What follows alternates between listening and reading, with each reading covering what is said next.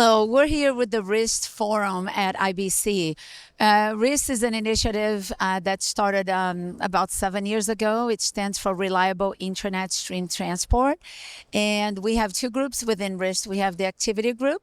That's the technical group that works on the technical recommendations and all, of the protocol. And we have the RIST Forum. The RIST Forum is the marketing side. We are responsible to drive the adoption of the protocol throughout the world. RIST was really created to be a reliable delivery of high-end video over unmanaged networks in a very interoperable way. So even though RIST has a lot of technical details and it's a state-of-the-art technology because it's really the result of 200 companies collaborating and coming up with what's the best in every possible way, it still leaves a lot of room for innovation. So each member can come and implement the technical recommendations and the basis of the protocol, but they actually have a lot of room for innovation. So here we're going to talk again with some past and new contributors. We're going to have Dr. Ciro Noronha, who is going to be giving us a quick overview of past, current, and future roadmap of the technical recommendations for the RIST Forum. Hi, I'm Ciro Noronha, President of the RIST Forum and CTO of Cobalt Digital. I will talk a little bit about the past, present, and future of RIST and give focusing on the roadmap. RIST started in 2017 at the VidTrans conference in Los Angeles, and over the years we published RIST Simple Profile, RIST Main Profile, and then RIST Advanced Profile, and followed it up with some ancillary recommendations including source adaptation, use of WireGuard in RIST, the RIST Relay, which is a way to traverse firewalls with RIST, RIST decoder synchronization, very useful in sports production to synchronize cameras, RIST multicast discovery, and the latest one was RIST program selection. Now, the more exciting thing is what's to come. The RIST AG is currently working on hybrid satellite delivery, where you use the satellite to deliver to a whole bunch of places, just like it is today, and the internet to fix the problems.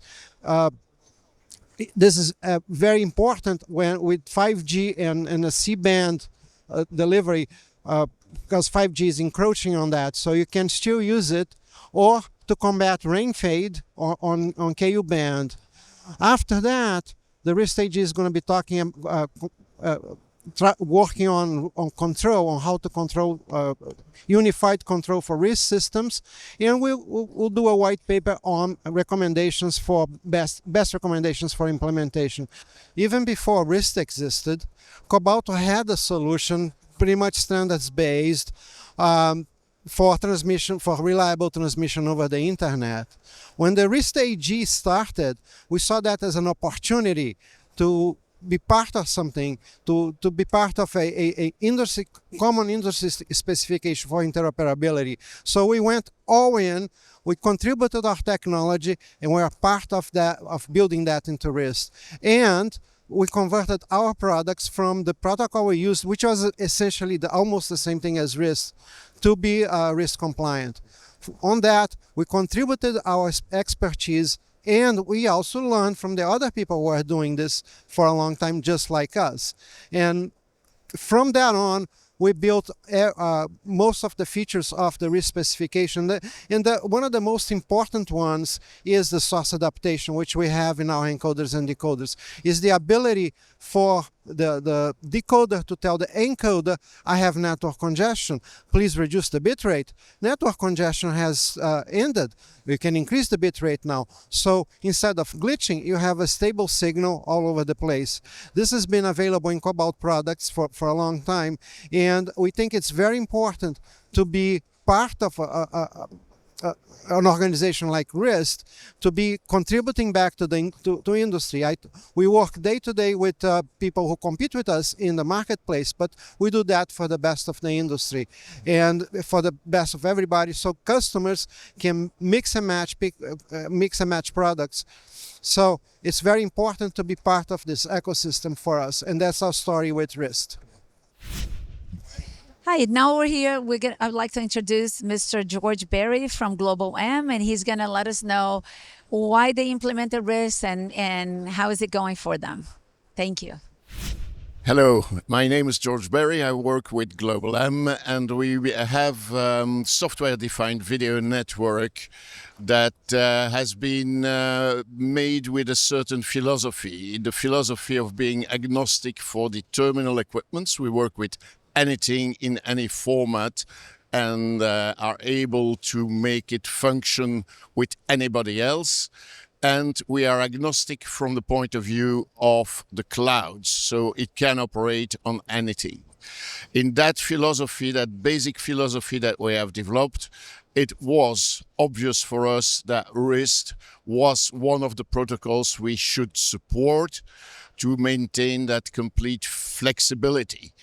And it is indeed a wise decision, because right a year ago, Queen Elizabeth died, and BBC called us to do the distribution in SRT and in RIST for the Queen's funeral.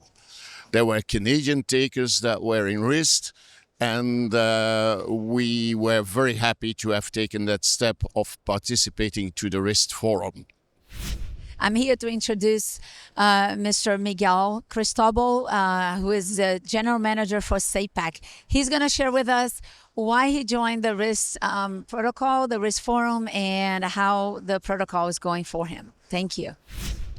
Hello, good morning. I am Miguel Cristobal. I am the General Manager and CEO of SAPEC.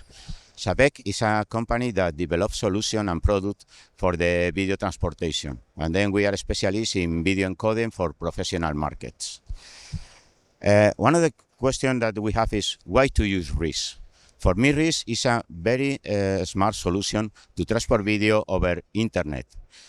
That solves a lot of things like packet loss, jitter, and some other issues that we can find when you make transportation over the internet. And the second reason, and probably one of the most important, is that it's a standard that has been developed for the industry and by the industry. That means that can guarantee the interoperability between all the different manufacturers that are working over RIST. How easy or difficult is to implement RIST? I think it's quite easy. For us, it was a matter of several weeks to use the open libraries and place those libraries and integrate into our product. Then we made the interoperability test with some other manufacturer, and the test got ahead very, very, very quickly. That allowed us to have, in a very short period of time, a solution that we can provide to the market. I would like to explain a couple of cases why RIST sold the solution to the video transport. One of them was using one capability of RIST that allows you to split the bandwidth between different operators. We have a case when we need to send around 50 megabits per second over the public internet, and then we found that during some period of time, the network was not able to support the 50 megabit bit rate. Then, using the bonding capability of RIST, we were able to send over two different operators the 50 megabit. We split and we use 60% of the bandwidth for one of the operator and 40% over the other operator. That allows us to send the 50 megabits with full reliability during the whole period of time of the event. The second case was a very special case.